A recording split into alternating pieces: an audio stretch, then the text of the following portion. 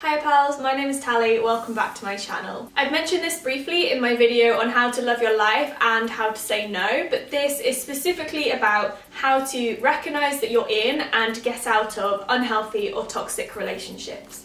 This doesn't need to be romantic relationships with a partner, this could be with a friend, with a family member, anyone. I was in an emotionally abusive relationship for 3 years, so this is kind of taking from my own experience of how I recognised the situation and how I got out of that, as well as some other research I've done. So the first step in getting out of an unhealthy relationship is recognising that you're in one. And there are a couple of signs that you can keep an eye out that might be an indicator that you are in an unhealthy relationship. Their love or friendship is conditional. You'll definitely have heard the term unconditional love. This means that no matter what you do, they will love you or they will be friends with you. If their love is conditional, this means that you need to do things in a certain way or follow their rules, and that means they'll love you. Or vice versa, you have to do things or act in a certain way to prove to them that you love them. Otherwise, they just won't believe that you love them. This could be small things like you have to say I love you back when they say I love you, or it could be bigger things like if you don't want to have sex with them that day, that means you don't love them. This is for partners rather than friendship or family. You need permission, or you need to grant permission to do anything.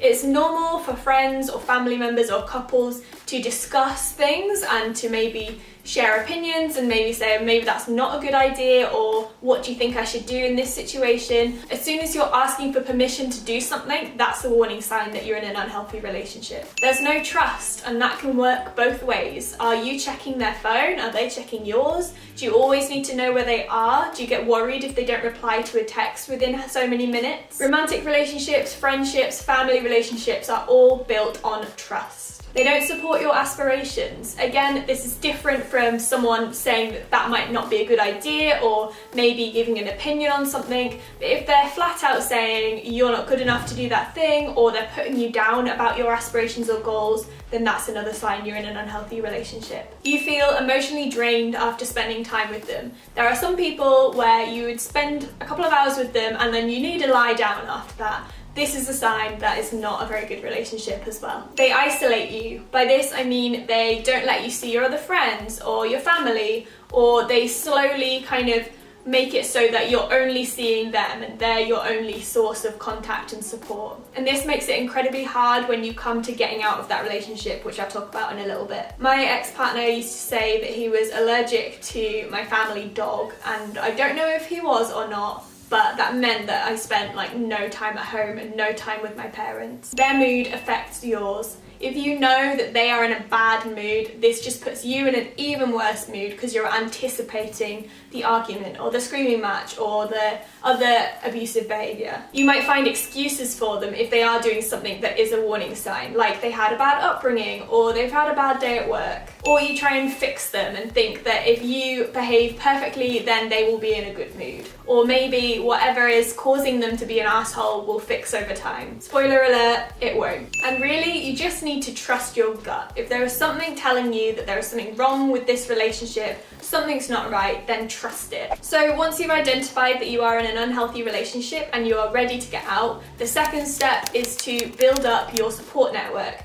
This might be very hard because they likely will have removed your support network or isolated you, but start making contact with family again, making some new friends maybe, reconnecting with older friends. You can let them know of your intentions to leave your partner if that helps, but just surround yourself with people who do love you unconditionally and who will support you. This might cause your situation to get worse before it gets better, because if this emotionally abusive person notices that you are suddenly spending time with more friends or you're reaching out to family, this might cause their behaviour to get worse and for them to be even more manipulative and even more kind of attached to you. So just bear in mind, it's part of a process. Don't do anything that makes you unsafe, but try and build up that support network around you.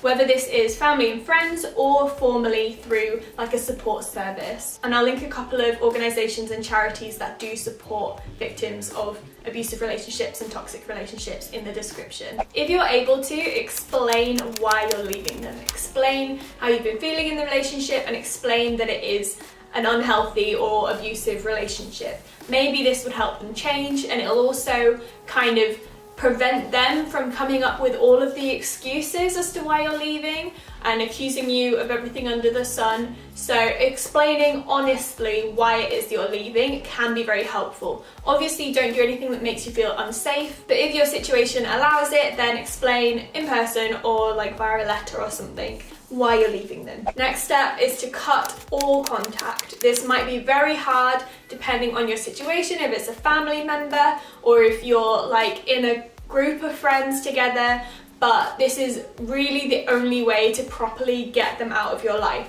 As soon as you start making any contact, like texting them, or if you just see them occasionally, then this can draw you straight back in, and you'll still be in a very vulnerable position, and you'll still be kind of not fully there with your self-love, so it'll be quite easy for you to be drawn back into that relationship. Whereas if you cut all contact, then it gives you the time and space to realize that you can be a whole person on your own and you are just as worthy. Fourth step is to practice self-love. You've gone through a potentially very traumatic experience, and now is the time to build that self-love and self-sufficiency, because you'll probably have been drained of that throughout this relationship. And finally, it's important to recognize patterns in yourself so that you don't get into this situation again. For example, I was bullied as a child by an emotionally manipulative person. Then when I went to school, I made friends with an emotionally manipulative person.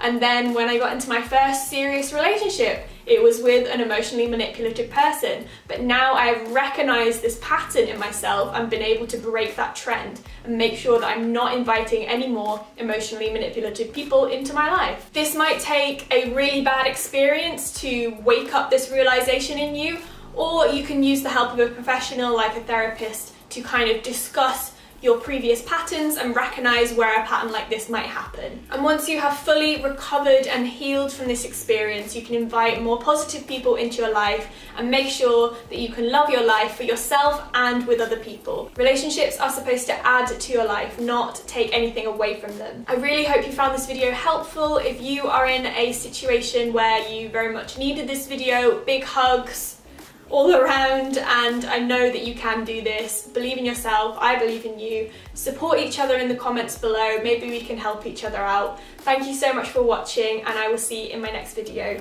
Bye.